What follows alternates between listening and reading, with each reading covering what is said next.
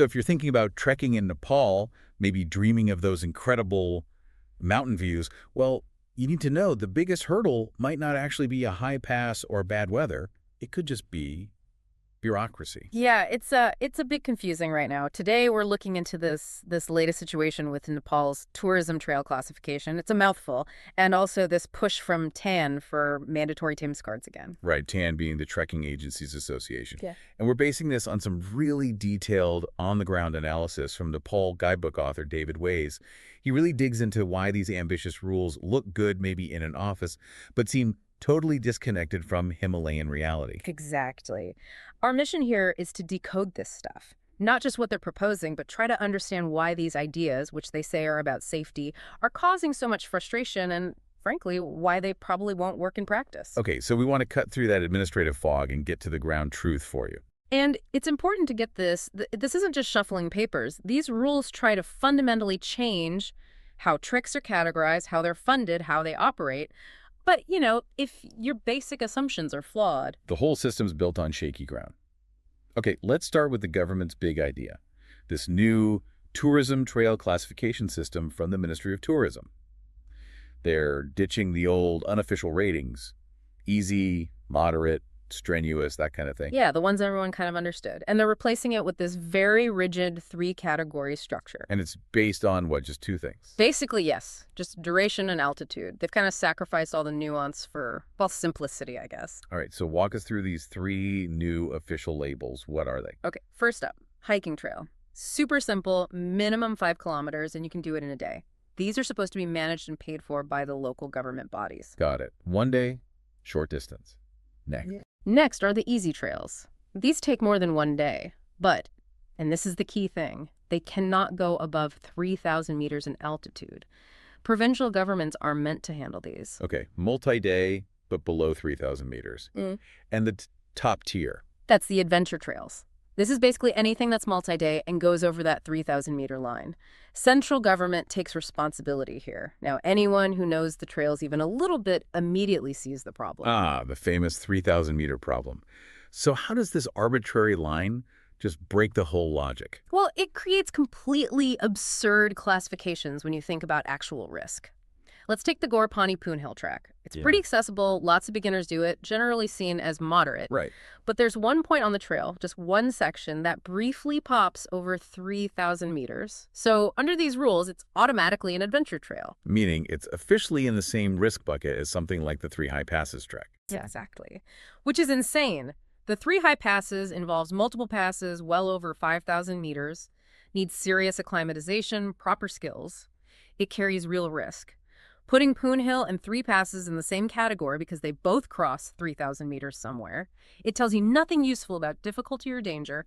The system fails basic hazard assessment. And this classification directly links to who pays for upkeep and who manages it, right? Yeah. So the funding headache starts here. Precisely. Because you've split responsibility, local, provincial, central, you can already predict the problems. Local governments will probably slap small fees on those short hiking trails. Okay. The easy trails under provincial control, they'll likely get ignored, no funding. And the adventure trails, the ones needing genuine safety work like fixing bridges or adding signs, well, many of those run through national parks. Ah, so the central government needs sign-off from the Ministry of Forests, the Department of National Parks and Wildlife Conservation, DNPWC. Right. Which means everything just grinds to a halt. David Ways points this out. Clearly, history shows this kind of structure leads to more fees for trekkers, sure, but actual safety improvements get stuck in endless paperwork. Things don't get built, or it takes years. Speaking of building things, or rather demanding things be built, let's look at the infrastructure rules. This is where the disconnect gets really, really stark, isn't it? Oh, absolutely. The regulations lay out these incredibly specific requirements for construction. They want uniformity, safety features, mandatory facilities. What's on the mandated list? It sounds good, Rest areas, toilets, information centers, little bridges, even helipads.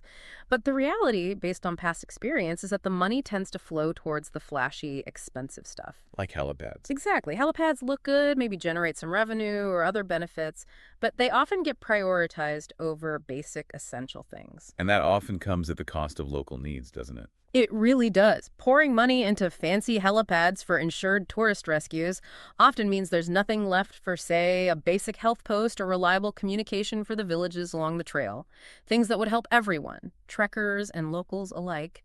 It focuses on the dramatic rescue, not preventing problems. But it's the actual engineering standards in these rules that just make you scratch your head if you ever walked in Nepal.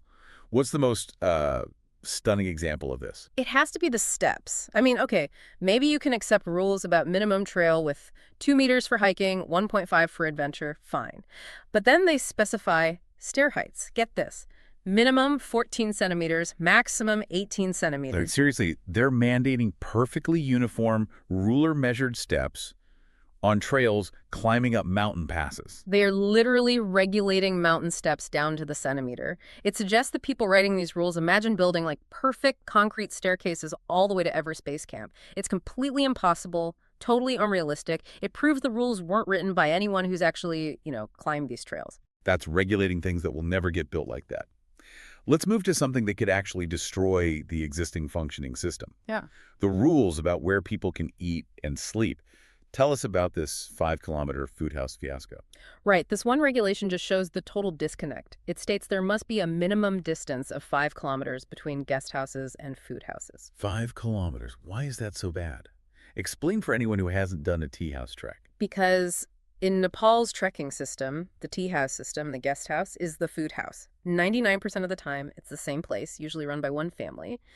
You trek, you arrive, you get a room, you eat dinner there, you eat breakfast there. These places are maybe a kilometer or two apart in popular areas. So enforcing a 5-kilometer separation Yep.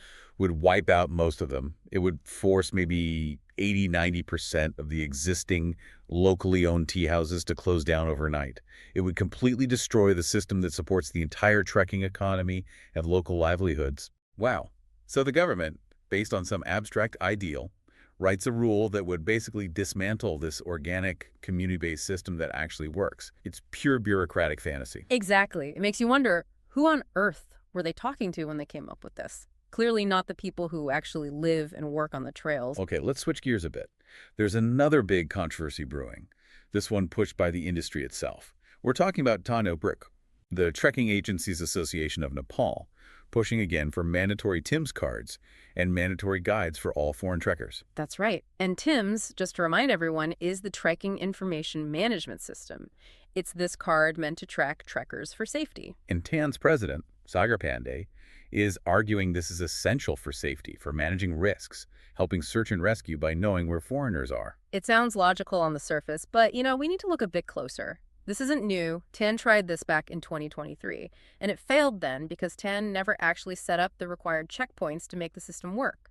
They wanted the money without providing the service. And the money now. If this goes through, where does the cash from these TIMS cards actually end up? Well, it flows directly to the Nepal Tourism Board and to TAAN itself. Critics argue pretty convincingly, I think, that it functions more like a tax specifically on foreign trekkers rather than a dedicated fund for on-the-ground safety improvements.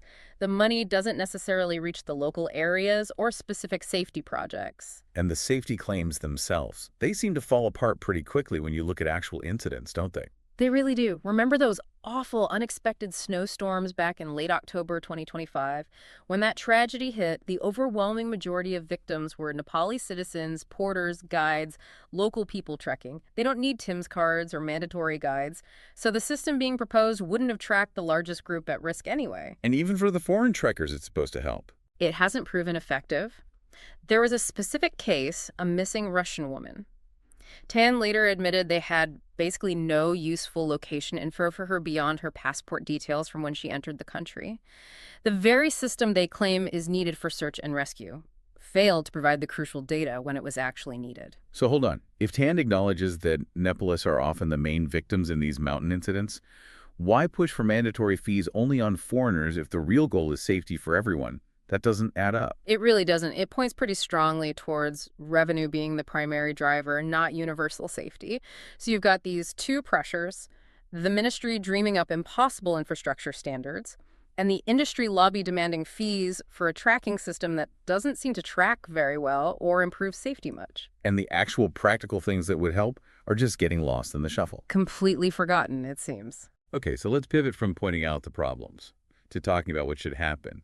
If we ignore the 14-centimeter step rules and the questionable TINS fees, what practical, maybe unglamorous things would actually make trekking safer for everyone on the ground?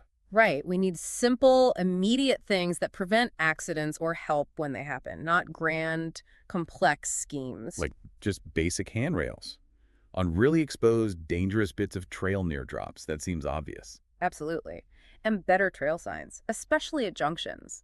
It's amazing how often signs are missing or confusing, especially when the weather turns bad. Getting lost is a real danger. That's a relatively cheap fix with a huge impact. What about information instead of empty information centers? Reliable, up-to-date weather forecasts posted clearly at tea houses. That would help people make much better decisions day to day. Much more useful than a distant helipad promise. And support for local capacity. Yes. Support local rescue teams. Equip local health posts. Building capability within the communities along the trails is far more effective and sustainable than relying solely on expensive, centralized helicopter rescues that, let's be honest, most people can't afford unless they have top-tier insurance. And just maintain what's already there. Fix existing bridges, keep trails clear, instead of dreaming up massive new projects that will likely fall apart because there's no real plan to maintain them. Exactly. And we need a better system than TIMS. Something simple, maybe using mobile tech that actually helps locate people quickly and works for everyone, not just collects fees from foreigners. So to wrap this all up, what we're seeing is this real clash. You've got the government trying to impose these hyper-standardized, unrealistic rules like 14-centimeter steps and that crazy 5-kilometer gap between tea houses. Right, total fantasy regulations. Yeah. And at the same time, the industry is pushing for mandatory fees via TIMS, claiming safety benefits that just don't seem to hold up under scrutiny. And the stuff that would actually help people stay safe, simple signs, basic repairs, local support, that's just getting ignored. It really makes you ask, doesn't it? Is regulation helpful if the rule makers seem to have zero understanding of the environment they're regulating? And what's the point of a system that claims to protect trekkers but could potentially destroy the entire local tea house economy that makes trekking possible in the first place? It's a critical question. And this gap between the rules on paper and the reality on the trail is exactly why, if you're planning a trip, you need reliable current information. For that, we really have to recommend the resources from David Ways, whose analysis formed the basis of our chat today. Yeah, his website, The Longest Way Home Nepal Travel website, is invaluable.